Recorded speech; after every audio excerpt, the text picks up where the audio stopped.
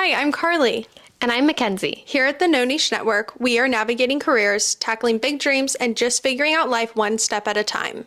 We believe there's more to life than fitting into one box. So grab your coffee, settle in, and let's get ready to tackle life together. This is the No Niche Network. Well, welcome back to the No Niche Network podcast. We are here we have three marketing professionals, business owners with us today. We have Sarah Flick, Allison Day, and of course, Carly Cowell. And so I'm excited to talk to all of you.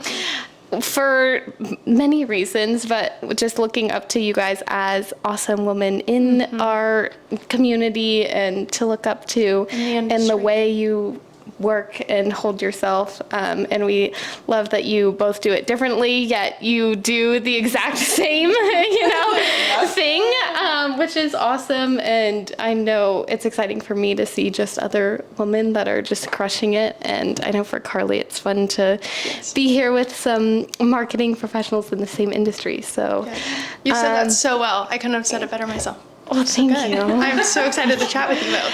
Yeah, likewise. Thanks for having me here. Yeah. So we're not calling us girl bosses. I don't like that either. Or boss babe. I don't like it's women business owners. Mm-hmm. Yeah. Yeah, but even that, I'm like, I'm just a business owner. That's all for discussion just too. Like right. Business, nothing else. Yeah. But it's that sort of thing. So Yes. thank you. Well, let's get a little bit more background on each of you so our audience knows a little more about you. So, Sarah, tell us how you got here, what you do, what you love, what's your favorite food. Cold and rainy day. Oh, mine was a dark and stormy night. How did I get here? So, like to Napa specifically, or in the role of business owner? Which one are we going? Both. Let's hear it all. I ended up accidentally becoming a business owner. That's how it always happens. Yes. It was the middle of COVID, and I got let go from my job, and I needed to pay my bills, and so I reached out just kind of on a whim a little bit and to a bunch of past colleagues and coworkers and said, does anyone need any freelance support in their marketing initiatives? Because that was my past life. And within about 6 months, I accidentally had created almost a full client roster. And so at the time I was working for a winery, by the time they called me to come back to work, I had essentially a business that I was running and have continued to grow. So that was 5 years ago now, which is crazy. November will be 5 years fully self-employed for me, which is exciting. Yay. Congrats, that's so amazing. Thank you. Cheers to that. Cheers. Yes. Yeah. So it's been an exciting and terrifying ride, but I'm in it for the long haul. So here we go. I love it. Yeah. What about you? So I moved out here from the Midwest in 2009. And I walked into a temp agency and they placed me in a couple of winery roles. I was one of the people that was stopping trams at Sterling, with your body. And I had dressed in this like really cute like office outfit, and they're like, here, you're going to be helping people off the trams and you're going to have to use your body to, it felt like I was working at like a fair or a carnival. And I remember coming home, my husband at the time being like, we made a terrible decision. I never want to be here.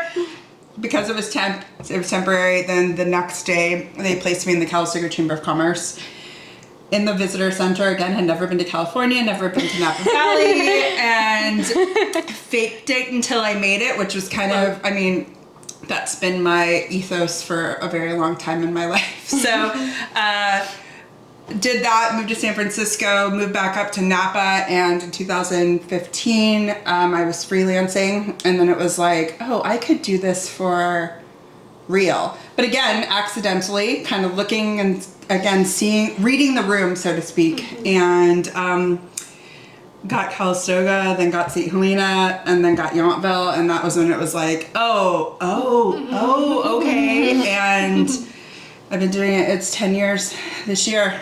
Wow. So I know. So awesome. I'm in it to win it as well. It's as we I can't ever go back to corporate. So, or like no. Never. Or like asking somebody to go on vacation. Or I don't know, just any of this stuff. It's just I've gotten here. So. I love it. Mm-hmm. Well, were you ever corporate? Yeah. I mean, Yes. Weren't we all at one point? I mean, it's Yes. interesting, hiring people now and hiring younger people who are like out of college or whatever who don't have any corporate experience. Maybe there's just the gig economy is so big these days. Yes, I had done corporate. You had. I think you. Had I worked for the government. Yeah. And corporate. I worked for Whole Foods, and then I worked for the government. I worked for Beyond Meat when they were just a startup. Oh, I wow. didn't know that. Really? So Wow. yeah, I worked for mostly food, wine, and tourism. Food tourism specifically as an interest. Before I ended up in Napa to go to culinary school, and then did that, got a job. COVID happened, all the things. So this was supposed to be a second career in the culinary world, which didn't actually really end up. Thank you, COVID. But also for like good and better. Like now I own and run my own company, which is pretty cool, in Napa Valley, which is amazing. Yeah. I think that's what we remind ourselves a Yeah. lot. I mean, we're the same age. Yep. And while different trajectories went to college at the same time, experienced things at similar places, but with different Yep. like outlets and such Backgrounds. But I worked more nonprofit. I worked for the American Conservatory Theater. I worked for like the College Foundation from where I was from originally, the chamber worlds, all of that. So while I wouldn't say it was corporate like your corporate, it was still lots of boundaries and frameworks. Yeah. And you get a week of vacation a year, and you have to be in the office by 9. That's and so I could just wild, never. isn't I could it never do wild? that. I could never do it. Yeah. I mean, working at the Calistoga Chamber, I mean, this will be public, but it's all good. But it would be like if we didn't open the chamber at 9 a.m., the city would call the office and be like, "Where's the sandwich board on Lincoln Avenue?" God. And we'd have to like run it down and like so just that whole like those boundaries of 9 to 5 office work. That was really the impetus for me to want to have my own business. Yeah. This Yeah. like, Me can we too. swear Yeah. on this? Yeah. Okay. Fuck that. Just like fuck all of that. Yeah. But this whole, I mean, we could talk about this later because I have a lot of opinions on this. But just this like, You have opinions? I know it's shocking, isn't it? This like, you must show up between these hours, be creative, be productive. I have to see the whites of your eyes to know that you're doing work. And you must, it's like, that is no longer the way Yeah. good businesses run, I don't think. Yeah. And you see it also Yeah. in corporate work and production. Yeah. Like, I remember the so many soullessness. days like being like, okay, I'm literally done with everything for my Yeah. day. What am I going to do to fill And my I'm time? sitting here. Yeah. I actually organize the closets at the office a lot, Right. hence now I'm here. Being efficient too in a lot of corporate. Like you get punished for being efficient because Yes. you have to be there. Yeah. And so you Yeah. can either do like be efficient and get things done, or you can just be slow and not and still be there. Like it doesn't Totally. matter. So yeah, I had Yeah. a lot of those moments too. How do you think that's changed, like being a boss in the way that you employ your? Oh, I work more than I ever have before. Right. Yeah. Now I work the most. But as far as like being a boss and being an employer, Like teaching, treating your employees. yeah, that's it. I would love to ask my employee that. Employees. My big thing as far as like being a boss to people who we're trying to create a culture, I want to create a lifestyle for my team, is making sure like get the work done. I don't care how you get it done, but you also have to have when we're in this world of where everything's remote and you aren't physically in front of somebody and looking over somebody's shoulder, you really have to create an environment of very open communication and almost excessive communication, because when you aren't in the office or in the same building or anywhere near each other, you have to be really transparent about and be able to communicate really well about what somebody's working on and what they're doing and what you're working on and what you're doing. Otherwise things get missed, projects don't get done on time. Yeah. And so it's for the better, but I think it does create a lot. You have to be a little bit more intentional about the conversations you're having and the work that you're doing. Yeah. yeah. No, I mean, it's been an interesting journey as an employer, and my team's going to watch this too, so it's funny because I always think about it. They're like, that's cute that she thinks that. Yeah. This is what it is. No, really working on, I mean, it's trust and hiring people that know how to work smarter, not harder, and communication for sure. I mean, I think that's the biggest thing with remote work. But I mean, I was just talking to my director of strategy today about that. She was actually saying, it's so awesome. We have so much flexibility, and I actually see the team working better and harder because of that. Because it was like, I don't know, one of them asked if they could take the morning off last Monday to go hiking, and then came back and was like, that was such a great way to start my week. Or the other one was like, look, I had a really long week. Do you mind if I just take today off? They have paid vacation and sick, and it was like, yes. Because we're only doing social media. Yeah. We're not like... We're not saving lives. Yeah. How does that work for where you're giving your employees time off, like days off? Do you give them like X amount a year, or just because for me I would think like if you have everything scheduled out, like go for it. You know, like that's how I think, just because that's how I work with my clients. So how does that? Yeah, because I'm on such a low scale compared. That's a great where question. You're at. Do you want me to answer that first, or you want Sure. You have more experience with that than I do. So the way I have structured my company is we have unlimited PTO. Okay. So I'm obviously a very small boutique agency at the moment, and so in creating an environment where people want to work for me, and I want to create somewhere that everybody loves working. Yeah. That was really important to me as an entrepreneur. Is if you get your work done, you can take time off. Yeah. And that's kind of where I just get back to like communication and hiring the right people that are gonna work, and they're gonna get things done, and then they're gonna be really communicative around, this is when I'm gonna take off, and this is when this is happening, and here's everything I've done to set you up for success, and things like that. So that's... I know you had unlimited. Can I come work for you? Can you get your work done? Yeah. You know it when we're texting at 11 p.m. Like, hey girl, what you doing? No, I don't have unlimited PTO at this point. That's something that we're talking about. I have a team of 10. So they get anywhere between, depending on what they came in at and how they worked up, between 1 week to 2 weeks, so 40 hours or 80 hours. Then they get 40 hours of sick, and then they get 40 hours of bereavement. So that's whether it's a pet, a family member, however you want to slice that out, the news cycle. You know, so, and then we get federal holidays off and all of that sort of stuff. Going back to your question about the getting stuff done, because I'm a growing agent, I mean, there's always stuff to do. You know, I mean, it's drinking from a fire hose from a social point of view. There's always other things we can do. So, I mean, we have content creators, then I have an operations manager, then I have the strategy director, their community manager. So my content creators, they have full plates, so they're full time. So, you know, and we have we're still working on this. You and I have talked about this too, like working on margins for clients too. So we want to maximize their time to give, I mean, I want to fill their plates because I want to grow my business. And then rising tides raises all ships. And that's why I say to the team, this business is, yes, I absolutely want to get GTDR into a really strong place, but I also want to have pay scales that go up every year. I want to give bonuses at the end of the year. I want to do that, and the only way we can do that is keep growing and taking stuff off my plate. To be the business owner and the filling the pipeline and all of that kind of stuff. So I made some really big hiring mistakes early on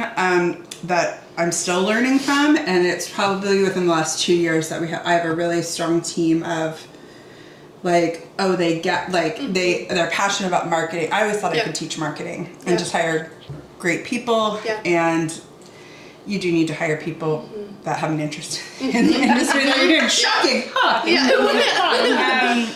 So understand social media. Like, I'm doing those business mistakes. I mean, we talk about like, not directly, but like business shame or like guilt or like, how are we supposed to know that? There's so much about the entrepreneurial journey that is just figuring it out as you go on. Like my thing that I tell everyone, nobody gives you a manual when you start this. You're like, here's everything you need to go. Like, I literally just came out of like 2 weeks of figuring out that a bunch of tax stuff that I thought I had done right was not done, and having to like figure out how to fix that. And so it's just doing your best, figuring it out, and taking it one step at a time. Like, you're going through stuff right now that like it feels like every day entrepreneurship is just, what's gonna happen today and how am I gonna figure it out? And you just like feel that. you did this today, right? Like, how do I know what to do when the moving company won't pay for the thing they broke? Yep. Yeah. So you just gotta. I don't know. I don't know how I'm gonna You figure that have one to out. believe though that it will get figured out. Oh, I yeah. mean, just that like I almost try to imagine like the future Allison getting on the other side of whatever. I had a potential client, she ended up being a client, who called her stuff delicious dilemmas as opposed to problems or issues. It's just another delicious Cute. dilemma I had I love to it. deal with. And I've not always very great about that, but to be like, okay, this is just a dilemma. Yes. This is not That going was- to, like, I did have a moment where I'm like, we're gonna get over this, Yeah. like one way or another. And I'm Absolutely. like, okay, whatever, we'll figure it out. I'm like, it's gonna And be then solved. It takes it. I mean, this can go to how people respond to you. This can go with people being disappointed. I mean, I'm a recovering people pleaser, so there's that level of wanting to like be there, and then it can just be like, all right, like just staying curious with the problem versus. Steadfast in this wanting to control. I mean, we talk each other off the ledge all the time about that. She laughs because Regular. I know when I get like a full like blue box from Click, I'm like, okay, gonna need to like work through that one. Do you feel like I feel like that's actually kind of what I love about entrepreneurship is like you solving that problem. Like I'm like, how satisfying is it that I just dealt with that like insanely Depends on the difficult problem. situation? Great way to look at it. I do. Situation. I feel like I get excited. I'm like, oh, another one done. I always give myself the out of like, I can apply for a full-time job somewhere. Like I let myself. Yeah. When it gets too overwhelming, I'm like, Sarah, we can just go apply for job. And I haven't yet. And that is like, no, don't want to do I don't that. want to Yeah. do that. So it just like just giving yourself the option to be like, maybe I don't want to do this anymore. It always comes like I haven't gotten there yet, but it's nice to have a backup plan, worst case Yes, scenario. true. You know? No, but I think it's a really good. I mean, I think that would be. I mean, it's GTDR. I would say it's not 2.0 now. It's like GTDR 7.0 would be this great like way to look at things. I'm like, oh, this is when you are responsible for people's payroll. That's Things scaring become, me. like things It's a become different level of more responsibility. serious. Yeah. Because you're not just growing the business for yourself and for like what you want to. You're actually responsible for people's livelihoods, and there's a different weight to that, and Yeah. Yeah. So it feels scarier when something goes wrong. yes. But the beauty of having client-based work though is you do spread the preciousness, so to speak, amongst like, okay, be mad. like kind of thing. Yes, I do like what I like is the creative decisions and dilemmas and things like that feels fun to do. Is that not for you? No, I don't like that part. I like the business growth things. Like Yeah, the you are very strategic. Like how are we going to grow this? How do I expand? What am I going to do next? I have a friend of mine that I would really love to hire one day who is great at systems and processes. That's not my strong suit. And I think it's just Mine either. Yeah. I think it's just I'm like, I love it. That's all I do. Oh, gosh, no. yeah. So find You guys are the creative, and I'm the. It's just fun to find people that complement your zone of genius, essentially. Like, Yeah. what can you bring alongside of you? Like, I have not built this alone in any way, shape, or form. Yeah. I'm the main owner, but like the people who have supported me and like from the very beginning, like, like the first person who ever helped me, like literally, here's how you write a proposal. Here's what you should quote things out. I don't even speak to her anymore, but like, I'm so grateful for having that person in my life at the time that was willing to essentially peel back the playbook and be like, listen, this is how we do it. And I think that's where a huge part of the whole collaboration over competition of you like lifting people up, and we're all in this together and we're all just trying to do our best, and how can we continue to grow and Napa's so small too. You Yeah. know? Oh, yeah. I think it's such a different industry and location than, I don't know, getting work in San Francisco or LA or even smaller places. There's just this wine industry aspect of it too. So many people know each other. We've had some really interesting conversations about like, a client I had went to her for a proposal, and then I ended up with a client she had, but I didn't know her at the time. But it's just like this like back end kind of like okay, and to be aligned together is so, I feel really powerful in that of like, no, I've got her back. She's got mine. Like there's no undercutting or being like, fine, if they go to you, you better charge them more. Yeah. That's what I always say. Those sorts of things. But you are right though. You're like really focused and good at that growth stuff and the dilemmas and the things and the what's the next thing and doing different products and I really like the creative briefs and the new campaigns, and not saying that you don't, but like that's where I get really excited You're about. really good at it too. You have that Thank you. creative. I like that. I'm just an endless like, let's go. Come on, what are we gonna do next? Ellie's a problem solver for sure. Love that. I'm a Scorpio. Tell me, oh, okay, great. You're a Virgo. Yes. Here's what we're I'm doing. a Virgo too. I wondered. I knew it. Where are you? I'm a Leo. Oh, girl. Her birthday's on Thursday. Yes. It Okay. is. Aw, happy early birthday. Thank you. You doing anything fun? I don't know yet. I usually do because I'm a Leo, but I don't know what my plans are yet. Okay. Yes. All right. We'll make it a fun day. Yeah, that'll be good.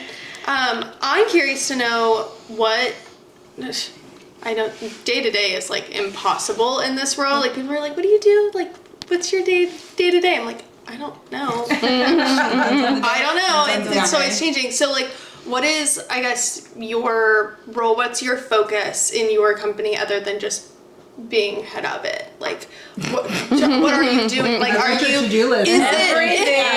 Is it What different? Like, is it really that different when you hire employees? Or are you yes, still doing everything? sure. I guess that's my question. Yes. That's my question. No. Took me a second. Right employees though. Yeah. It's about hiring the right employees. I am slowly just this year. So I just hired my first full-time employee this year. She's also going to be Amazing. watching this, so this is going to be fun for her. Love that.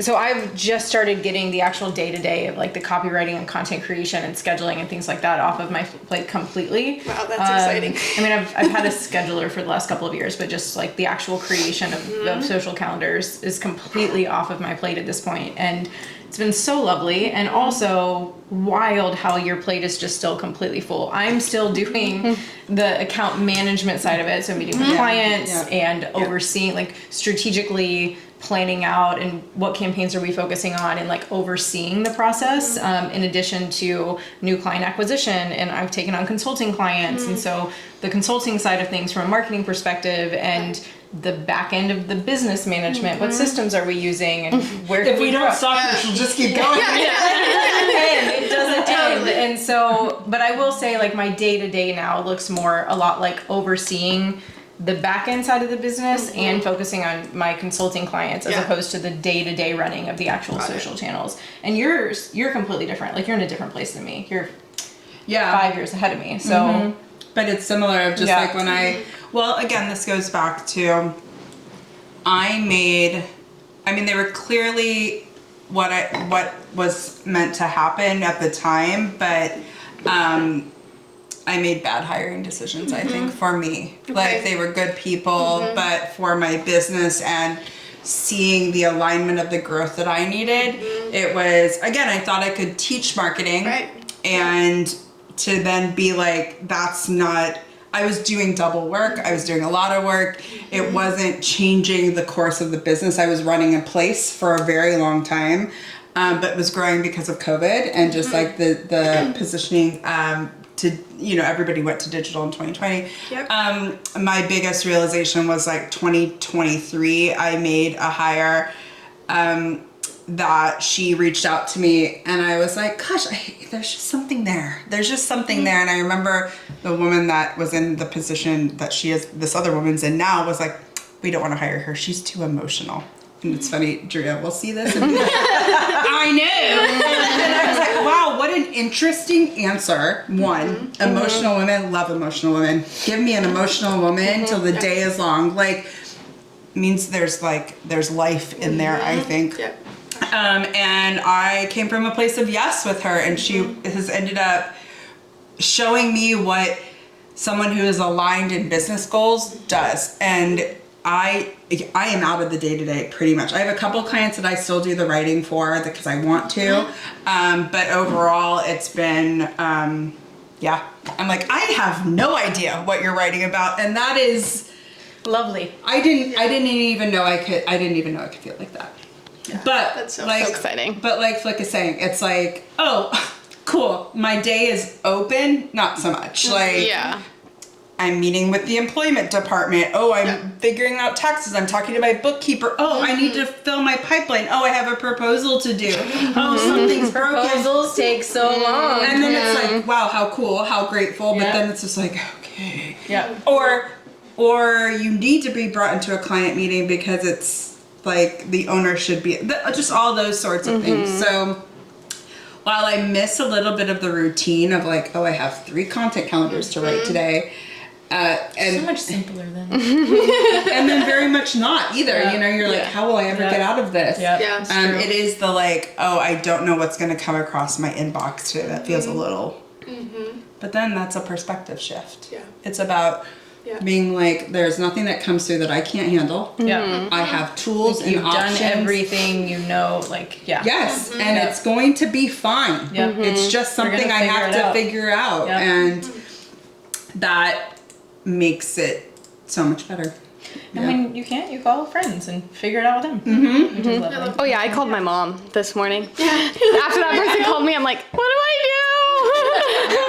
do? Yeah. And she's like, God dang it. She's trying to walk me through it. She's like, I don't know. I'm like, okay, well, we'll figure it out.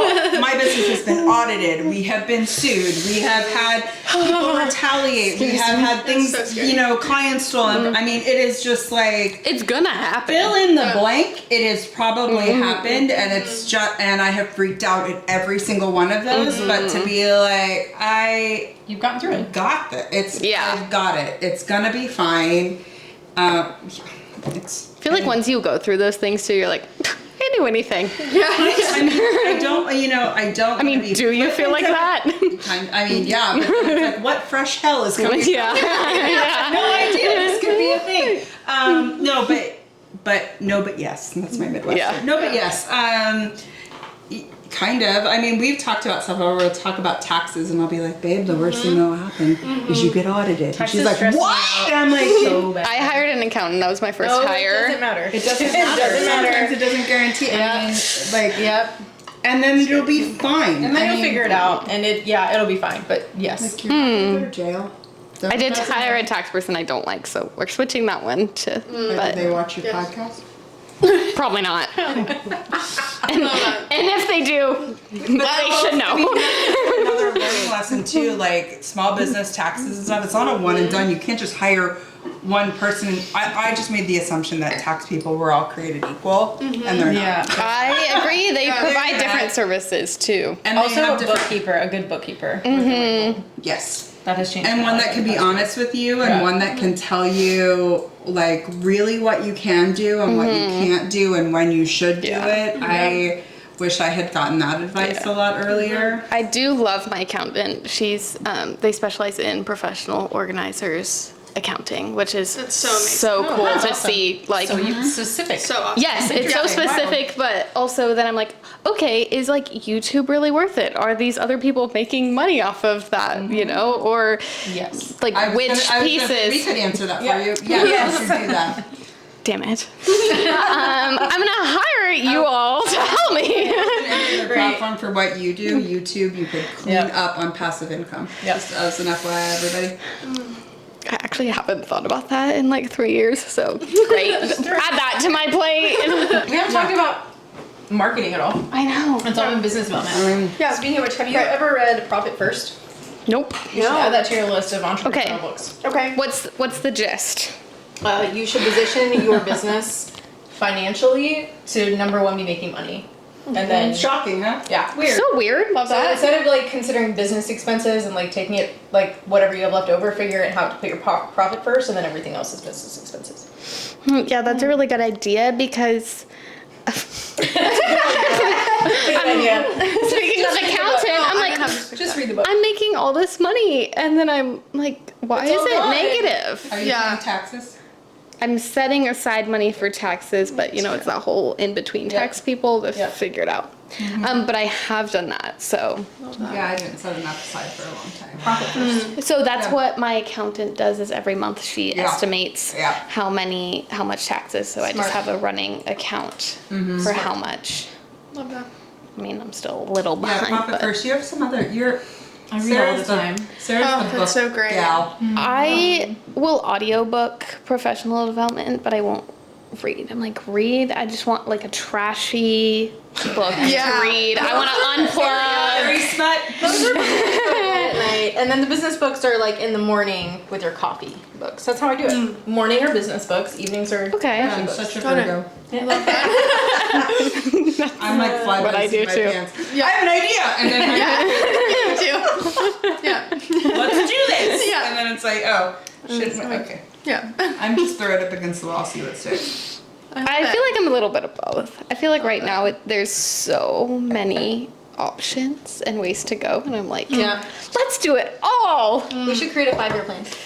Let's go. Yeah, Oh, I am meeting she with is all about an the HR plans, yeah. tomorrow. I need some planning. Yeah, but the Yeah. thing with a 5-year plan, I was going with a new idea, and I'm like, that's kind of how I wait. feel. It's like, Well, I you mean, do 5-year plans, and then you break it down like 6 months to a year, and then 2 years, 3 years, 5 years, and then you like reassess every 6 months to a year. I really need to get on that. I love it. It's my favorite thing. I have a planning session at the end of the year in December where Yep. we look at the next year. You're Alan and I very did this good. last Yep. year. Yep. And then halfway through the year, I just did it this past month. We reassess the goals that we set for the year and figure out where we have to go from there. Who is we? Like, who are you? Me, myself, and I. Right. See, I I need like a person. I usually like haul a friend into this with me because it's just Yeah. more fun with a friend. We did it. I'll do it with you. I am usually a serial planner, but then I'm like 3 months in or 2 months in, and I have I have too many like plot twists. I feel Yeah. like it's like things really like happen, and I'm like, oh wow, okay, now we're like riding this train. Yeah. That's called AD. Yeah, this is coming up a lot. That like maybe I have this. I'm just kidding, and I shouldn't. no. I shouldn't joke about that. It's not really. I mean, we live in a time and a world. space Where we and a really do. world Yeah. where there's just so much information coming at you. It's like, and then being a business owner, being a partner, having a life, being a friend. There's like, Yeah. where am okay? And if you have the hustle gene, you can never turn that off. Oh yeah, no. Such a great book, The Hustle Gene. Oh, TM. that is TM, really yeah. good. Yes. Yeah. So because Yeah. I absolutely have the hustle gene. I have had the Oh, hustle yeah. gene since I was young. I mean, feel like, college, yeah. it was just like, Defining characteristic of entrepreneurs is they tend to have the hustle gene. Even though this was a question that came up recently, is the hustle culture dead? Somebody asked us that in a thing. Is hustle culture dead? And who's we this time? you and me. Okay. I couldn't remember which one we were We were at. having drinks with somebody, and they were like, "Do you think hustle culture?" We've done a lot of drinks with people. Anyway, I am of the mind frame that depending on the individual, like I don't think hustle culture will ever necessarily die, Yeah. but especially for entrepreneurship. But like, is it healthy? I don't. Well, I think, like don't you think they were talking about too, like hustle culture being commoditization of your hobbies, and like Yes, you that's can't how I am. ever stop making Yeah. money on things and having 17 side gigs and all of that Yeah. versus the inherent drive Yeah. to grow and to make money. Like just this like I do agree. I have fallen victim to the hustle culture of like we were at like my partner and I were at someplace and I was like, maybe we could start this business too. And I was like, oh my god, stop. That's me. Like I'm just wait, hold on, maybe I could sell these. This would be a great like side gig. Yeah. Why am I like that? Like because I like money.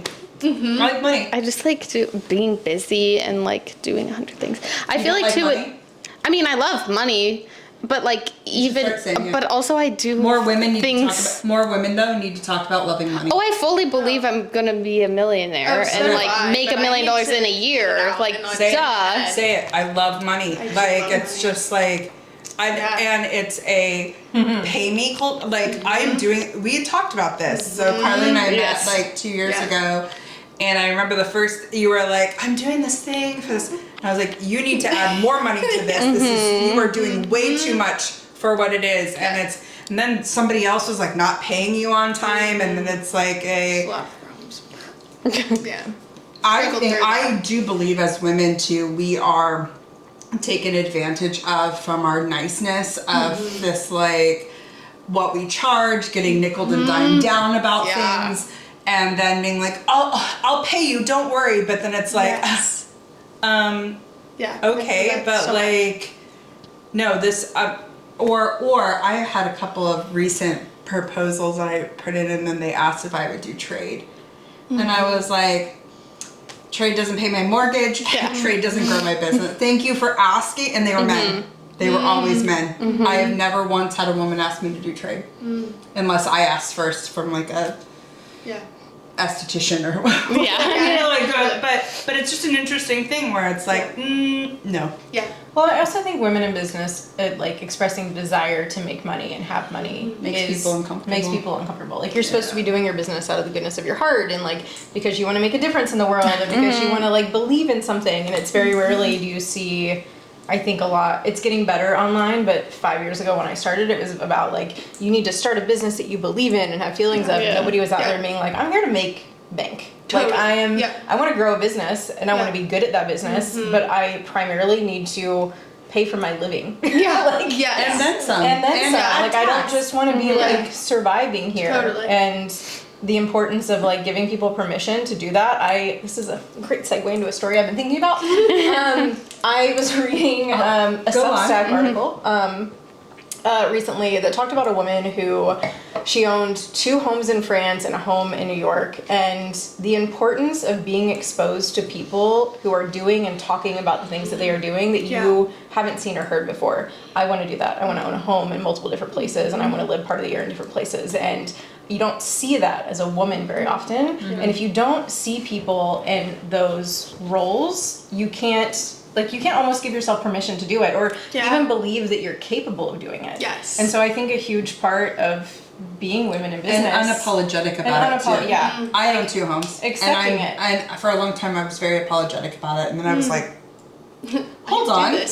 It's not because I got gifted anything. It's not because worked my ass off. Yes. And this is where to be really like, or again, like where the business is growing and how much we're in, or any of that kind of stuff of being like playing small. Yes, and, or like apologetic about it, or keeping it.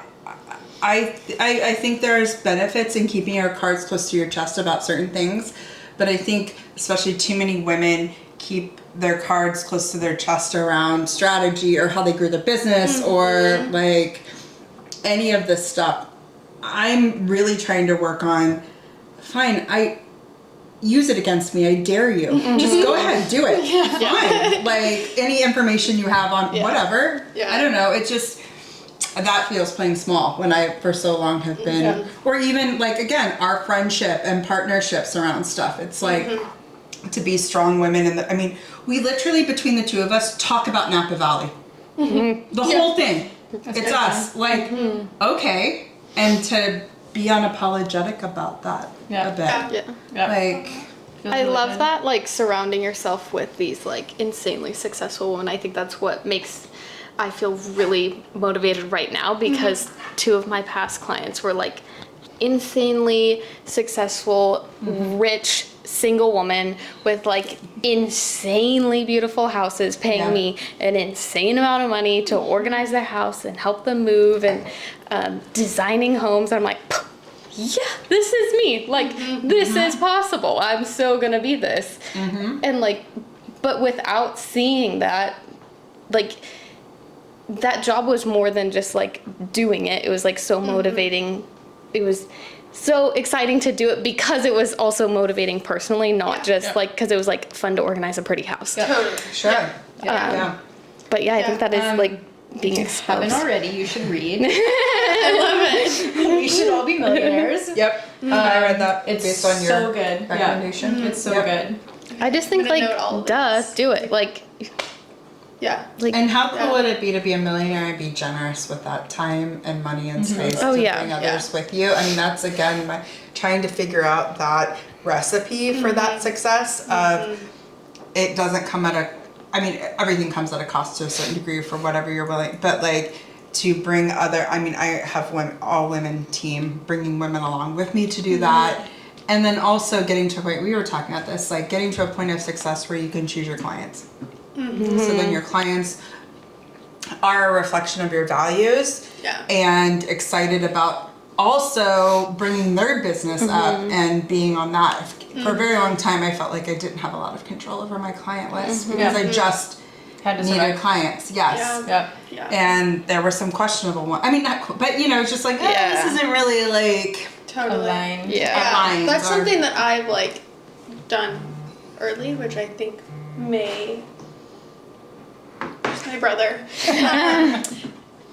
I'm like, maybe I shouldn't have done it this early, but I've been really choosy with who my clients are can, now. you should. I think you should, I'm because not, my thought is, well, I'm glad I don't waste time with. I will say I think also I have a lot of liability in what I do, and like 3 clients, I've mean, almost yours like is tangible. lost it all. Totally. So I'm very much like, you seem a little bit crazy. Yeah. It's a hard no for me. definitely, Like, on the first phone call, like if I get just a vibe or like, then I'll say. I don't think it's worth this risking is it. the right fit. And then also, I've ended contracts with a lot of clients, like, and kind of going back to what we were just talking about, the money. Like, I had a client call yelling at me saying that I'm all, you're all about money and all you care about is making money. I'm a business. Yeah. And I didn't, Did you say something back to them about that? no, it went on for a very long time and I wasn't responding. In that phone call, I was freaking out of like, oh my God, I do charge for the, but actually this client, I didn't charge for the emails and I didn't charge for, Isn't Anyways. it nuts? I saw your face then change. after- Oh my God, I'm feeling that too. Where Yes. it's just like, so wait, let me get this straight. right. Yep. You think my emailing shouldn't cost you something because we're doing it because Right. we're friends? Yeah, like what? Yeah, but then afterwards, my mom was actually the one who was like, "You are a business. Like you need money. Like this is what business is. You make money. You give money. You make like that's what it is." Then I was like, "Oh, yeah, no. Why are you mad Was at that me a man? for it was?" Yeah. I mean, I've had terrible experiences with women too, so it's Yeah, not just totally. only that. Oh my gosh, yeah. But it's worst been- woman this weekend. I mean, it's Yeah. not just a binary around Yeah. that, but Totally. I have found when it comes to money conversations, Yeah. though, my conversations with men are men potential clients, male Yeah. potential clients especially. It's just sort of like, Yeah. oh, Totally. come on. Yeah. And like, Right. and you're just like, So I've oh, had the okay. opposite Yeah. experience. Interesting. Yeah, I feel like women are more like resistant to that than men. Just seem very like take the numbers and go. Like it's Yeah, most of the male ones have been their own personal businesses and brands That makes versus big like difference, in, yeah. I mean, Like there's representing also, a corporate- yeah. that makes sense. Yeah, that's true. Actually, Yeah. women within that lens have had, I mean, presenting proposals and then they get mad about and it's like, okay. Like, okay, sorry. I just put, people don't do this, and I just put it on my website. I put the prices right there. It's not even conversation.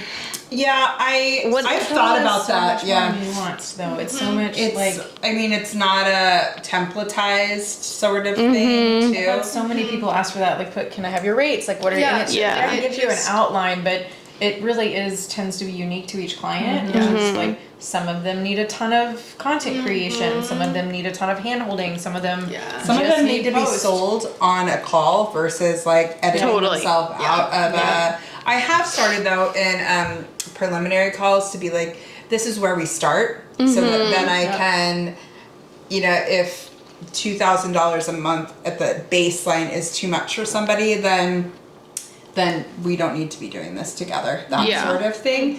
But yeah, hard costs is hard. I find it hard with social marketing in general because it's like, It can be really do you find that way custom. too? Yeah. Yeah, versus, I mean, again, I don't know all of your, but I could feel like, Yeah, move we've you out created would be X, packages. and like, Yeah. that sort of And then thing. it's like, it's packages plus add-ons, or like starting at, we just started it that way, but Do you like having it be project-based versus like, I mean, Sarah and I have ongoing client retainers. Like, I'm jealous that you guys have retainers. Like, sometimes I'm jealous of one-off projects. Me too. I know, he's so nice. Call me and I'm like, oh gosh, I want it. That sounds it good. is nice, personal wise and work wise, it's really fun and satisfying that you like start and end something in X amount of days. Money wise, it's like such a chase. Every 7 days forecast, really. or 2 days, I have to have a new client. Right. And leaving that to the universe and strong marketing and all those things. Marketing. Yeah. Marketing professional. Yes, I have a lot of, well, this is where the employees come in because, when the marketing is strong, when I'm slower, the marketing is strong, I book. Now I'm booked and I'm not focusing on the marketing and now I'm not booking. So then it's this cycle. But I'm jumping into that pond of employees where they're working on a job and I'm like, oh, I can go to a consultation and I can go strategize and I need Carly to do more emails for me and just really on this like teeter-totter of everything is happening right now. Much more Really, really hard. I do feel like my business is 100% referral based. I mean, For now. 99% for now. I think word is traveling extremely fast, which is like you're the really only thing exciting. in the game right now. Right? Only thing, and once I unlocked the realtors, it's been insane. I have realtors and lawyers calling me every single day. Lawyers want you. Estate sales. Oh, got it. Yes. Great. So we've unlocked like a market that hasn't existed, and it's really hilarious actually because, I mean, think of estate sale companies like you don't really, and they're maybe just there for the money, but we really want to like serve the client and like I don't really care about your antiques. Like that's not me. Like I'm the get rid of stuff. Yes. Come next weekend. Stories and I was like, you had a llama. That's next weekend. Come get the llama next weekend. I was like, I can't put that anywhere. But because I'm a love to have it. declutterer, I'm like, let's get rid of it. So I'm helping you get rid of it. But then there's a customer. Like now I almost have 2 client bases. My Instagram is growing like 10 a day. I'm getting 10 followers a day. Awesome. Mostly from estate sales. Who knew that estate sales was like the key to all of this? It really is. It's a whole following. So I follow the. Would you create a separate account for estate sales? I thought about that. So let's take a vote here, maybe. The advice that I've gotten, and my thought is, if I'm getting the followers on one account, like just grow one account. I don't know, do an audit of my social media. I feel like I'm doing a good job at framing both. Followers to your other account, and then they only follow for the estate sales stuff. Because like I don't necessarily. Yes, I do need home organization, but I would follow. Well, I think that's what's kind of a funny little unlock here is like everyone's coming to buy the estate sales, and then like one day they're also seeing my organizing content, and I'm like, one day then I will. Estate sales, and it's not minimalist. Yes, exactly. Then I can organize all your stuff later. A spoon collection. Great. Yes, I am like. Sometimes I'm like, is this off-brand that I'm like selling crap to people? No, because I'm helping other people. Antiques. Well, there's antiques like a and whole, crap. Like, resale, like that was where I was like. But that's not. Thing was like, should I go into like a resale business? What am I talking about? Yes, I mean. Yes. Yes, I think you should too. But we'll talk about it. yeah. The email list too. I was thinking about that, having separate email lists or together. And then you upload like. See, as my professor said, I'm like under a fire hose right now. There's just a lot. What a good problem to have. It's such a great problem. And it won't my go most away exciting thing, I'm anytime soon. That's meeting with HR tomorrow. Okay. HR consultant to help. I just hired an HR consultant 6 months ago. It's great. Yes, I'm really excited because I want to You're do like, it right. Again, talk about. I had no idea. You actually inspired me to. I called one like 3 days later. I'm like, I need help with this. But it's like No, it just feels nice to have your I's dotted and your T's crossed. My next hire is going to be an account manager, and I'm so excited. Need a few more Fabulous. contracts, but yeah. I love it. Yeah, So good. mine's like a process. I Back end know structure, somebody. process. The Like a great operations, but like setting up like internal structures, like someone with Ooh, I love that. experience. I feel like we're working really well, and we're working a bit like Drea and I talk about. It's like working smarter. Like, how can we get ahead from the like? Are we doing this the best way possible? Probably not. That is not my wheelhouse. See, my all. business thought just now, I'm like, I could consult for that. Making process, like, oh, I love No, I mean, your that. I attitude know. is. I need you. We'll be your test for subjects. me. Yes. Yeah. I mean, It could be a service under Fresh Start. It's organization services. I mean, I love your attitude of coming from a place of yes. It's very similar to mine. It's like, okay, why don't we see if that works? That could happen. Yeah. Like, of just Totally. being like, or I've had, I mean, my business has grown also because current clients have come to me being like, do you do this? And I'm like, yes. And like, Google's how to do this. That's how I started estate sales. Yeah. People are like, do you do this? I'm like, we could try. the Yeah. biggest realization I had getting as I've gotten older is how little people know what they're doing. Yes. Isn't that wild? Just like, Even in business and all of it. I mean, we talk about the where you're All just the like, time. what? Yeah. the- Yeah. like a, And I don't necessarily even mean that in a bad way. Like, there's people not knowing what they're doing and then doing a good job figuring it out, or there are people that are doing it very badly. Yeah. But this idea of like you hit a certain job title, anything, and you're, oh, you must get it. And it's like, no. And so I say, I mean, we talk about this all the time.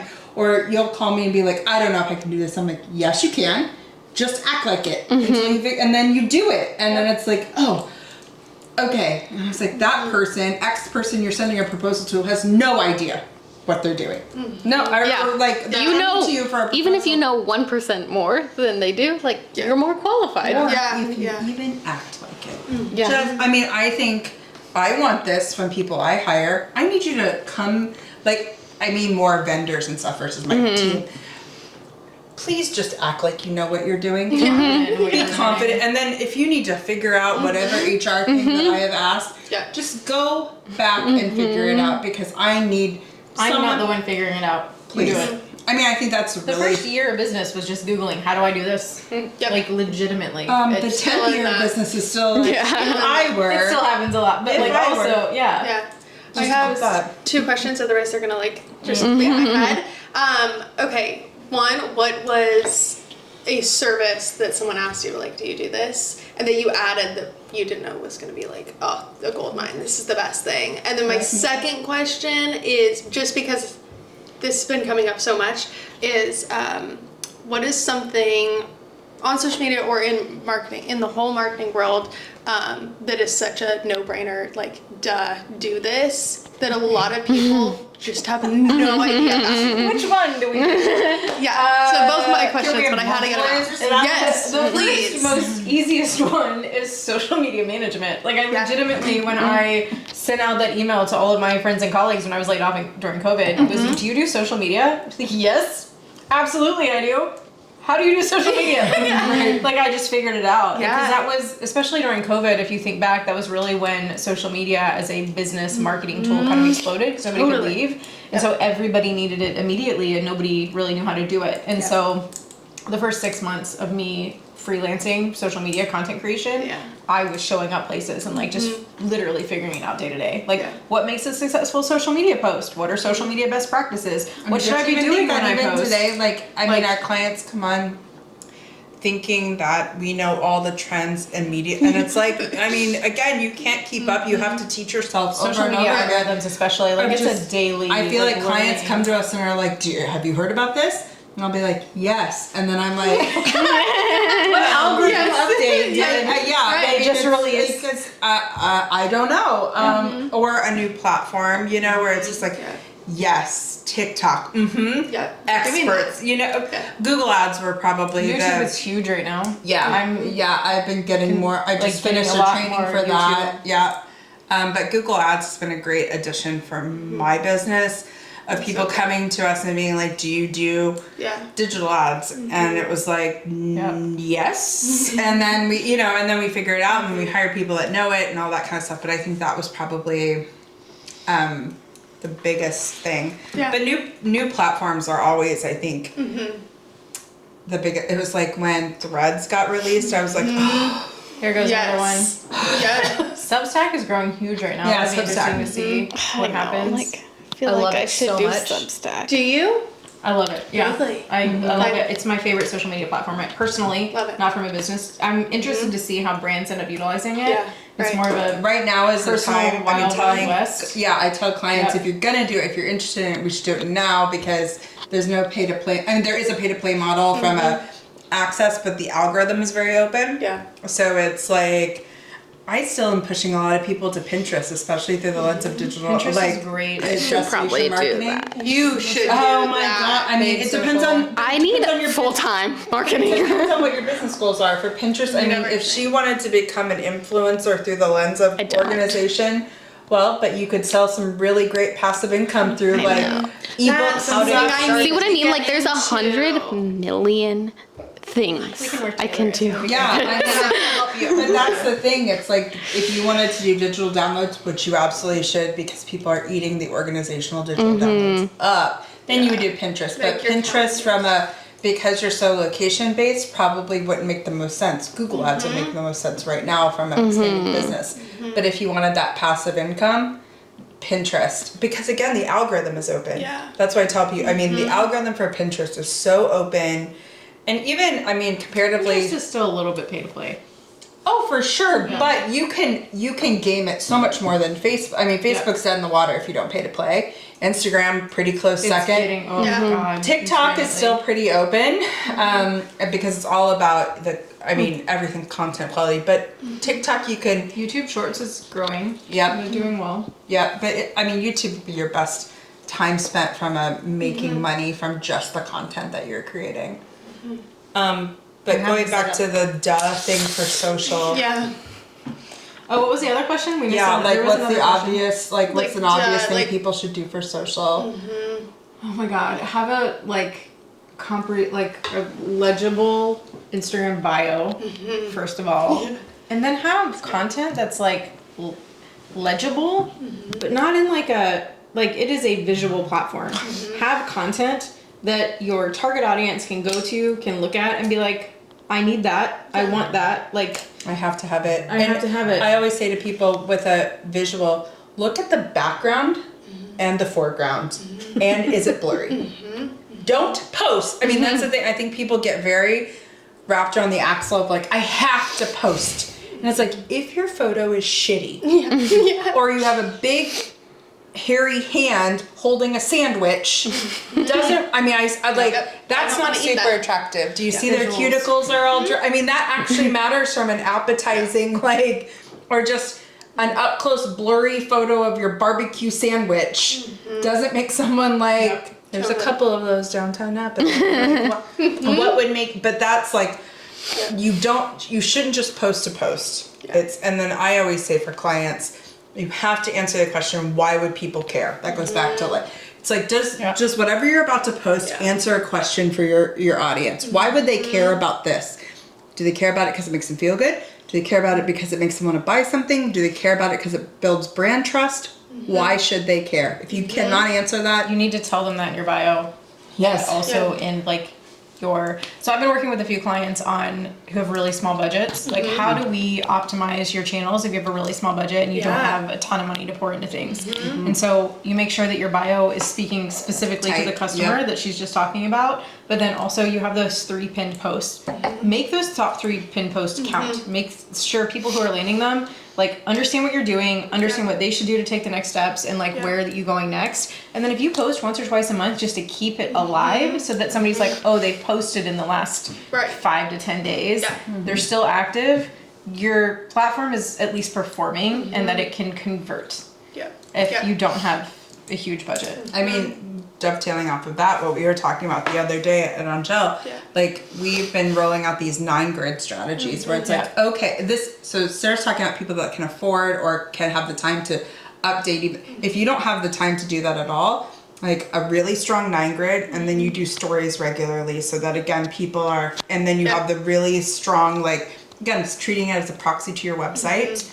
But I think we see this all the time, people reaching out to us that can't afford us. And they also don't know how to do social, and they're doing really bad social. And it's like, it's probably just best to not do it at all. Like that's I think the misnomer these days too is like, I have to be there even if it's bad. And it's like, actually that's worse. Yeah. Like just, I think that's a lovely hot take. Yeah, it's so interesting to me how bad social can be in our day and age. Yes.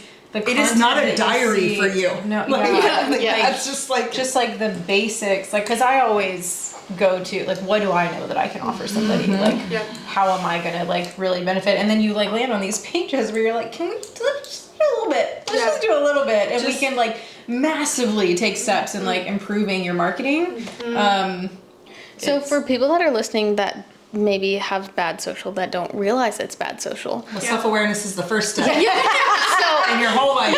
what is like constitutes as bad as a professional marketing perspective? Lack of clarity on what you offer. Number one, I would say, and then lack of solid visuals to showcase what you offer. What would you say? Yeah, I always encourage, but again, potential clients, I go, so when you open your page right now, what does it make you feel? And most people are like, I'm embarrassed about it. It doesn't look good. It doesn't really show. If you're having those initial feelings about that, you're probably missing the mark. And if you don't know, I mean, and what Sarah just said is actually rolls out to a bigger issue with a business overall. Totally. If you don't know who your audience is, hiring someone like us is such a waste of time because we're going to we are not your market. Hot, piping hot. Probably need a colder glass of bubbles for this. We are not your marketing department. Oh my God. We are not your marketing department. We distill down from a strong marketing plan. And then we distill it over the platforms in the best practices. So people, you're smiling because you're like, yes. So guys, what happens is we get pushed into these things and we show up, with our little marketing bag and our pencil box, and it's like, oh wait, you don't even know who we're talking to? You don't even know who you're talking to? You're selling a literal product. We're not the person for you. Then we're not, so the biggest thing if someone's coming in from a social point of view is, are you ready for a social manager? And then there's manager and then there's director too. Are you hiring somebody to come in and manage your content, or are you hiring someone to come in and direct your content? At this point, my business is about being a director of content. I want to come in, I want to take your marketing plan, and then I want to get you conversions or whatever our success metrics are. We also have people that are hiring us for managers, and you want to hire and pay us and then tell us what to do?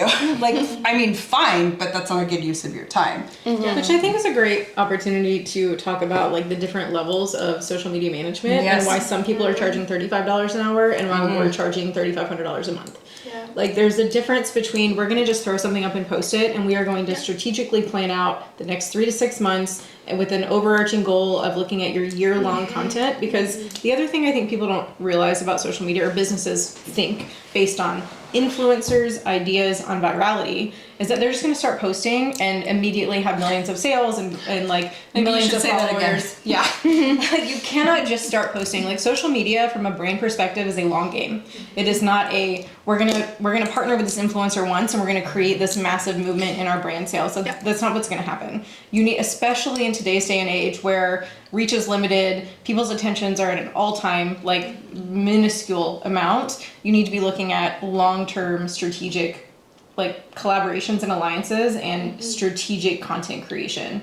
And somebody who's hiring a $25 or $35 an hour social media manager or content creator, you're not getting that. You're just getting stuff posted to your page. Like it's two completely different ways of Which is fine. Which They is can fine. do that. There's but something for manage everybody, but- expectations, though. I think Yeah. that's where. I Yeah. mean, don't you see that when you like people hire you and it's like their expectations, no matter it's like a one size fits all. Yeah. Yes. And you're like, okay, so I shouldn't be doing your brand work for you. Yeah. I shouldn't be doing your persona Yeah. work for you.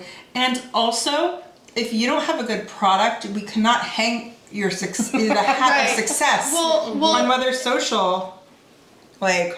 or they don't a lot of times they don't even know what their business is, like anything about it. Yeah. Like, how do you? And if they're nickel and diming you for $1,500 to $2,000 a month on the marketing, Yeah. they probably have bigger issues. Yeah. I mean, Yeah, that's where totally, I had a totally. restaurant client 2 years ago let us go after, I mean, we were doing photos, and they were like, you didn't change our business like we hoped you would. Mm-hmm. And I remember being like, That's not oh, they also lost a major award that they had. Again, I don't, but it was just Yeah. like, I remember this having the and being like, at first I was like defensive and then I felt guilty. And I was like, oh, their expectations were I was going to come into their restaurant through my Instagram and Facebook posts with no paid budget, no extra information, and they thought I was going to change the reservation systems.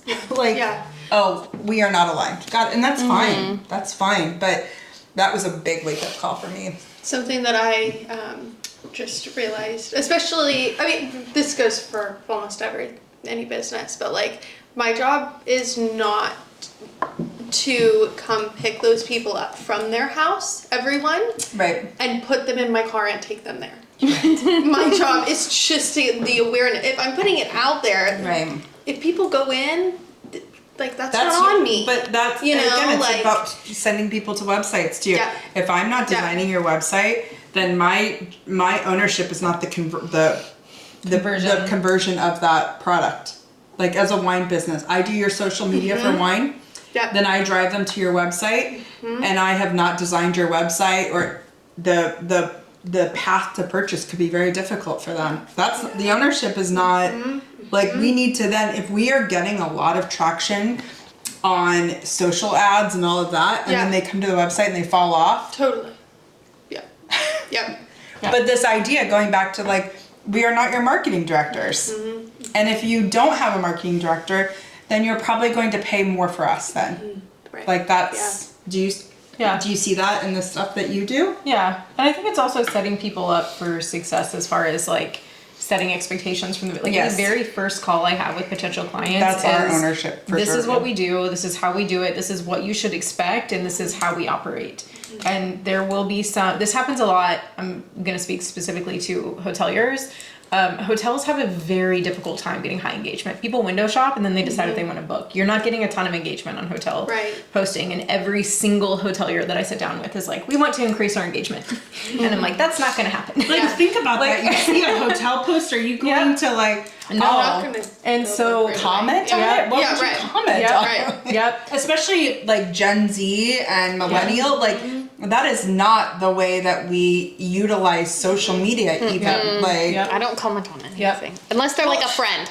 I have so many like Or like, yeah, or go maybe Allison. once, but not multiple posts Yeah. a week and like. Oh, no. And a wine brand too, like Yeah. I would just be like, oh, I would clock it and be like, I need That that. looks good. Right. or I like, need wow, to- I yeah. really Yeah. like what they're doing. I'm gonna follow them. I mean, that's why I always say I think social is a really great use of budget, because even if it's 30 people seeing your content versus awareness. 1,000, it's a weird. brand I mean, awareness. Yeah. how can you at this day and age Get in front of people. like that, but be upset that 30 new people saw your content? Yeah. I mean, it's but Yeah. there's a big re-education that is happening of social's not what it was in 2015. No. Social's not what it was in 2020. 6 months ago. I mean, or Like- any of that. And so I know, especially in Napa Valley, I always say Napa's about 5 to 7 years behind what we're all doing, like what everybody else is doing from trends or like understanding.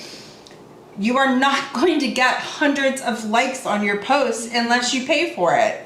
And then it's our job to make sure that budget's spent well. But it's still not a lost cause though to have your like be posting and people are consuming like Right. reach now. I mean, we're Reach right now is horrible.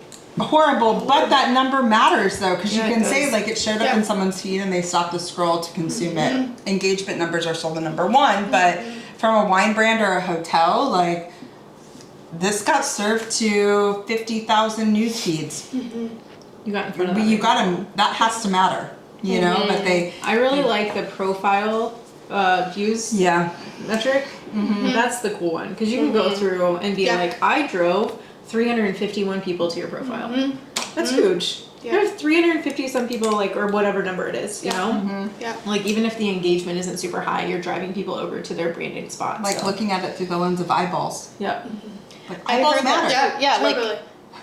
if 30 people complimented your outfit in a day, You'd be you would like, like "Oh my die. Like, you know, but 30 likes, you're disappointed, you know? And that's Right? just old. I think that's just old ways of thinking about things. Like again, people just so stuck on the likes, or don't even get me started on follower count. Like it doesn't matter anymore. Like there's some social. There is some social cred. You know, you want to follow somebody that's 5,000 likes more than 500 for sure. But people are now like, I have had so many people be like, well, I have 50,000 followers, and it's like, great. That doesn't mean that you're going to get that much engagement. But they're still just very stuck on that.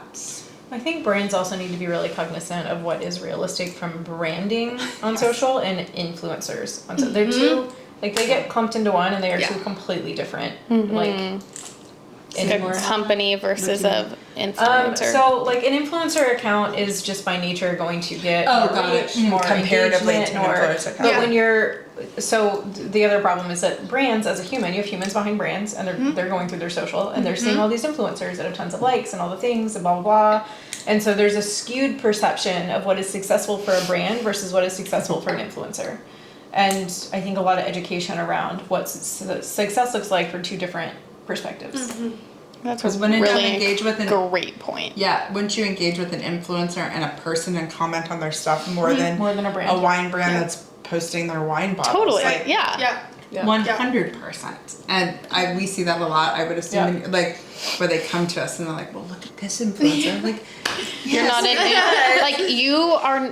There's not a person on stories posting 100 stories a day, all day long, every single day. If you're a wine Brand, company, yeah. nor should you. Yep. There is nothing It's about it completely to say that different. much. Yeah. I think that's also the thing too, is being really realistic. Our industry, everybody thinks they're the best wine. Everybody thinks they're the most luxurious hotel property. Everybody thinks, and it's really refreshing when we work with clients that are realistic about where they fall in the categorization of things and who their actual clients are or who their competition is and all that kind of stuff, because then we can actually have real conversations versus Yeah. just like pushing a luxury. I remember we had this client, this was like 5-6 years ago. They were a $20 bottle of rosé and they wanted to compete with like Opus One. And it was like, guys, you're a screw top. I love a screw top. But I mean, we're not doing like ladies in furs. And you know, it just is how like Ladies in furs. like just like like whatever. Yeah. But just like let's just be realistic about how we're like. That's also, I mean, that's another thing coming again back to that people pleasing stuff of being honest with clients about like, it's brutal sometimes to talk to somebody about a brand. It's easier when it's like a marketing director versus like their own personal brand, but just being like, this is actually where we're landing on this. I know you want that. Yeah. But that's not. Well, and you're doing them reality. justice. Like, if it's marketed as an Opus One wine and Very you different. buy it and it's a $20 bottle of rosé and you're like, this doesn't compare. But if you're marketing it as a $20 screw top bottle of rosé that you're taking poolside and like drink to drink, like people are gonna be thrilled. Bamboozled. Yeah. It's sort of like, all right, or Yeah. again, the new consumer, again, this is through wine or anything, Gen Z and millennial, like, nobody's got any time for the over marketing speak. Authenticity reigns supreme. Like, I have a really good question on whether is luxury wine marketing in the current digital age dead? No, I don't think so. But I think I think it's now much more nuanced and niche versus this like overall, like, again, what we're being presented to. I don't know what kind of other brands are coming, but just we're luxury. Like, you need a new word. So is everyone else. What Yes. is your USP? So many are not. And actually, that's why wine sales are going down, because people aren't looking for that or can't afford that or don't want that or don't understand it, Yeah. fill in the blank, whatever. But it's like, I don't think it's dead. I just think it's not being reinvented. It doesn't have to be Just every from, like, a single digital brand. perspective, luxury wine sales are actually currently up, and Yeah. it's that like mid range, like $30 to $100 that are struggling. The 20 and under are doing well, and the luxury, but it's that middle. Yes, range because that's that's currently and that's reflective of where we are from a society right now too. It's the haves and the have-nots, Yep. and then the forgotten middle of just like who's marketing to them, you know. And I think wine. This goes back to we talked about, like, also you have a product, and then what is the experience around the product, whether it's wine or hotels or Napa Valley in general. I would love to see a luxury wine brand here in Napa take on the kind of campaign that something like Gucci or like one of the like high-end luxury lifestyle brands, like how awesome would that be to see? Like what, and looking like what? Like, just like creating that luxury lifestyle campaign from a social perspective, because none of them do it. well, don't you think like Chandon or Sterling was doing it for a while too? They had those like, Yeah, a little bit. I mean, a little. Kind Like of. you want something like flamboyant, like just so odd, but More tuned in I would to love a more odd to a things. cultural Yeah. perspective. well, like stand out. So many of those like really high-end luxury brands really are able to tap into that cultural moment and kind of sell themselves as an elevated experience based on current culture. Whereas wine doesn't really do that. Heard, yeah. Well, they shouldn't do the Sydney Sweeney though. Well, but people are talking about American Eagle Yes. more than they have in a hot second. So I guess Bad. There's no such thing as bad press. yeah, unless you are some heard slightly more about racist American Eagle. overtones. It's true. Yeah, I mean, they're being talked about. Well, I mean, the talking about stuff, but no. I mean, I think, isn't it, we share here. Or, you know, like, I mean, the wine train stuff, when was it? That was right before COVID, the Laughing While Black. Do you remember all that? I missed that. I didn't see that. This group of African American women were on train and they were told they were too loud. And by one of this was like 2018, 2019, it was, I wasn't and they got very bad. I mean, like, just that they're, so I don't know. I don't know if all press is good press. Like, Yeah. it was a thing, and it was very, I mean, and that was, again, before too, like, the George Floyd stuff and all of that, and how that was handled. My whole point of that was more like that was not good press for them at all, even being talked about. I get that. And that was a thing that had happened versus like a kind of an ad campaign that's pushing the envelope. So I don't know, but I would like to see. I would like to see more odd things. I would like to see that more one. like, I like that you said that. or like things that make people feel like, that was weird. Like, what weird would be so refreshing. Kind of like the TSA account. The TSA account is weird. I love I it. haven't seen it. That Hilarious. sounds It's funny. Hilarious. So good. Yes. Or the national parks. Oh my gosh, they're so great. I mean, and that is a very specific avenue of marketing. The for- Utah Transportation Channel. Go look it up. I love and like that's all the such boring CHPs. shit. And it's like, And they're okay. killing it. CHPs, like all their pages are doing. They're so good. Because they're not So great. taking themselves, they are sharing serious and important content, but they're not taking themselves seriously. Yeah. And I think that is where, Also, They not have every been brand can do good. that. We recommend that. Yeah. Of Yeah. course not. But like, what does it look like through the lens of not taking yourself so seriously? I think that's really where we run into, especially in wine country. Everybody takes themselves so Yep. seriously. I think it's just like my God. put yourself more at a human level. Like I feel like so much of wine is like we're above you, and it's like okay, above who? Like or just like everyone. yeah, right. Then you're not gonna get anyone. So where are you human, and who is your audience? Period.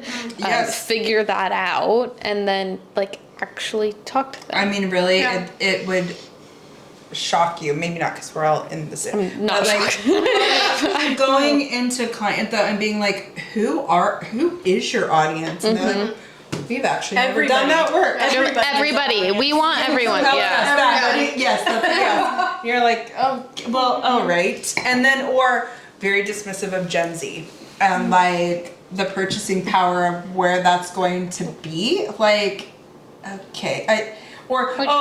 If I hear one more time too, this was more millennial, but like, oh, millennials only like cat videos. And it's like, okay, way to be derivative. Like, okay, but maybe asking yourself why they like that. Oh, because the cat videos allow them to rest their brain and like look and consume things. So maybe you should create some content that isn't like buy this wine or sign up for this one club every single time. Yeah. Like being authentic and building that like rapport and conversation. Going back to the long game of just like, and not a bottle shop. Nobody likes those. Nobody Or cares. lifestyle. Yes. Or lifestyle, or a lack of like there's no sense of place too. Like all of that. Okay, I want to chat with you for days and I know, I'm years like, we could and do this for ever. 10 Like, I'm like, I don't even know. I still. At 3:15. Yeah. 3:46. Like, we could. There's still so many questions. But I know. Maybe We'll have to do let's. it. Yeah, we'll have to yeah, do we're a gonna have to part do two. another one. Yeah. Maybe let's end with like, if you could tell. You can take two approaches. A client or a future business owner. What advice, if you could give them one piece of advice, like what would it be? About what? Okay, so like a client, like what would be for a client, like protection. Like going. I so feel right now. Okay. I'm just really trying hard to come up with an ending question, but there's like 40,000. One last question. Carly, you Okay. got this. Are we editing this part? No. We don't edit we don't anything. really edit. Hopefully we're editing all of this. We'll edit some, maybe. Allie is sweating. Oh my gosh. I can't think of any Okay, other questions. I'll rephrase. Okay. If you could, we'll go business owner because that's Okay. more our audience. Yeah. If you could tell a younger business owner who's just starting that may be scared, let's even go marketing specific, like what should their first step be, or what advice If would they're you scared. give them Yeah. if they're scared? Sure. Follow social media. I'm just kidding. Yes, shout yourself out. Actually, Yeah, do that. Just do it. That's our thing. Do it That's- scared. Do it scared. That's our- I mean, our whole that's thing. like, I said this, Sarah had some big things happening and I was like, This is do it just scared. life. This is life. Do it scared. I think there's just so much to be I would said. amend that. Do it terrified. Yes. Like, This was the title of my talk to the college students a couple weeks ago. So yeah. It's I our mean, thing that we always are saying. It's like Do it. it applies to literally everything. I love it. Yeah, I mean, Great. and everybody will and does have an opinion of you. Yeah. And Yeah. they can think you charge too much. They cannot like your social media. They cannot like the way you write. yeah. Okay, great. There is always somebody that will, I mean, Yeah. the juxtaposition of when we look in our inbox and there's like a client complaining and then a client telling us we're the best in the business, it's just sort of like, Those are the best. If you're one of our clients, send those more often. yes. When you get Yeah. the client that's like, Yeah. I love you guys so much, you're doing an amazing job, you're just like, oh, this is why I do this. Honestly, okay, pro tip. The clients that tell me that, I over deliver 1,000%. Yes. Yeah. You work Yeah. harder. I will Me do as well. so many more things than the Yeah. one that like nickels and dimes me or nitpicks about an Oxford comma or whatever. Yeah. Like, Yeah. but Yeah. the do it scared and the like everybody's So- gonna have an opinion. You'll figure it out. Like you'll find your people and you'll figure it out, and just like one day at a time. And maybe it's not as big of a deal as we all think it is. And like worst case scenario, go get another job. There we go. One more scenario. I have a client, Paul Rice, he's the founder of Fair Trade USA. He's seen it, done it, all this stuff. He said to me, failure for me has been, I welcome it because it gives me so many opportunities to be curious and to look at the next stuff. So he goes, I am not afraid of failure. I have failed with big businesses. I have failed with farmers. I have failed with everything in my life. And it has opened up so many more doors to being a more open person. And because I was like, oh, I don't want to send you the report because it's not as good as it. He's like, Allison, I'm not afraid of failure. I love It's like, that. oh, okay. Gosh, there needs to be more people like that. Yeah. I mean, but just like, I'm not there anywhere close to that, Yeah. but to just be like, oh, I didn't nail it, Yeah. that's okay. Because if Yeah. you surround yourself with Right. people that let you fail or be very accepting to when you can't show up 100% and to just be like, oh, I didn't nail it this time. Yeah. So you're gonna suck in the beginning. Like you just No. Yeah. Suck at the end. until you do it, and you figure it out. And you Yeah. keep Then going, you're gonna like, suck at something new. Yeah, Because if you find yourself sucking, it probably means you're learning something. Yeah. Yeah. And then it's like, oh, this is a new thing Yeah. I'm doing. I just letting us Like everyone started or like Yeah. everyone did their first project and it was everyone's bad. still learn. I mean, Yeah. the curious and good ones I think are always still learning too. And to take one again at the top of this meeting, how are we friends? I think it comes back to this ego of I don't have to be the best in the valley. I want to show up for my team and be that way. Yeah. She is.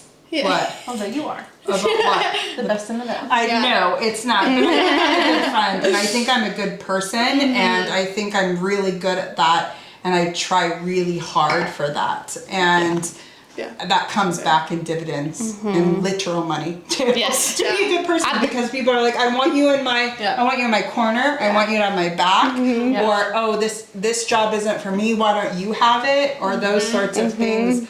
But I want her to succeed just as much as I am. Yeah. You I think know? the Like, being a good person is 100% Don't be a business dick. advice too. don't be a Don't dick. The last 3 clients that I've got, they've said, "Oh, we interviewed someone else, but we chose you because the other person was rude." It's all about the vibes, babe. Period. 3 times. I'm like, Vibes. okay, Love that. Yep. Yeah. be a good person. Just Yeah. do it. We'll leave it at that. Yeah. This was Thank amazing. you so much. We This could was talk so forever. insightful. It was so good. We love you. Yeah. Yeah. We do a final Cheers. Cheers. Thank you. Cheers. Part 2 will come soon. Thank you. Thanks for tuning into the No Niche Network. We hope today's episode left you feeling inspired to explore all the possibilities in life. If you enjoyed this episode, don't forget to subscribe, like, and leave us a comment. It really helps us reach more listeners and keep the conversations going. And remember, we love hearing from you. Follow us on social media at the No Niche Pod and let us know your thoughts, questions, or topics you want us to dive into next. Until next time, keep exploring, keep growing, and don't let anyone put you in a box. This This is the No Niche Network. See you next time.